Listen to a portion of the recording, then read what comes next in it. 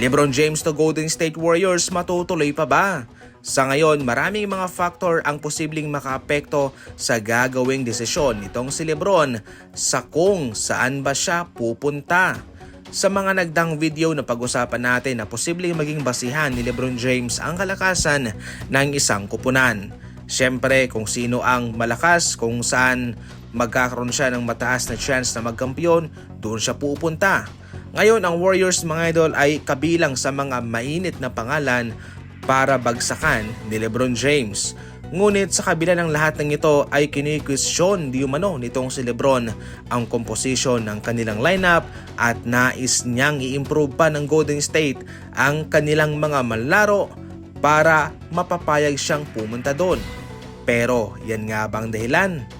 O kung iniiwasan lang ni LeBron James na baka sabihin ng mga NBA fans na mas malakas si Stephen Curry sa kanya?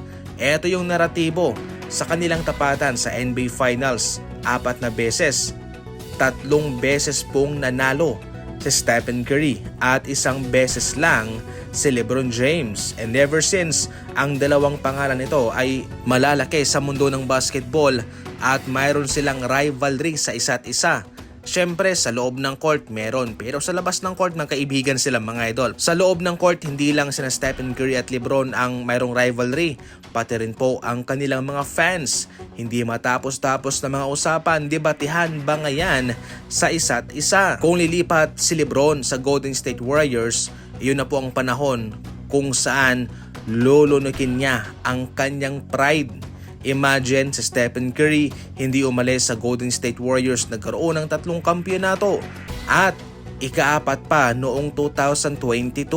Samantalang si LeBron palipat-lipat na ng kupunan, Miami Heat, Cavaliers, Los Angeles Lakers at ngayon naghahanap pa siya ng ika-4 na team niya mga idol. Kaya imagine kung pupuntahan niya, kung sasamahan niya si Stephen Curry.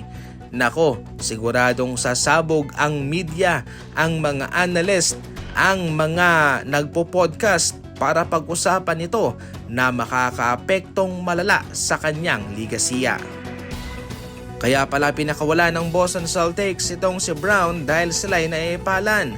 Sa ngayon kasi mga idol ay ramdam ng Boston Celtics, especially ni Brad Stevens, na mukhang nag-aasta itong si Brown bilang pinakamatalinong player nila sa kanilang kupunan. Umabot na nga ako sa punto na para bang nasasapawan niya na si Jason Tatum.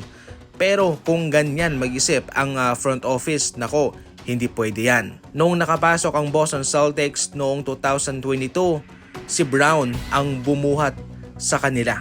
Siya yung naging Batman, samantalang si Jason Tatum ay naging Robin. Si Jason Tatum busy sa pag-i-impress kay Kobe Bryant mga idol ha. No offense para kay Kobe, nararamdaman ko rin. Siyempre fan din ako ni Kobe mga idol. Pero yung kay Jason Tatum ay para bang sumusobra na para bang hindi importante para sa kanya ang kanyang kupunan na nasa NBA Finals, na nasa iba ang kanyang focus. Itong si Brown tahimik lamang, ginagawa niya ang kanyang trabaho.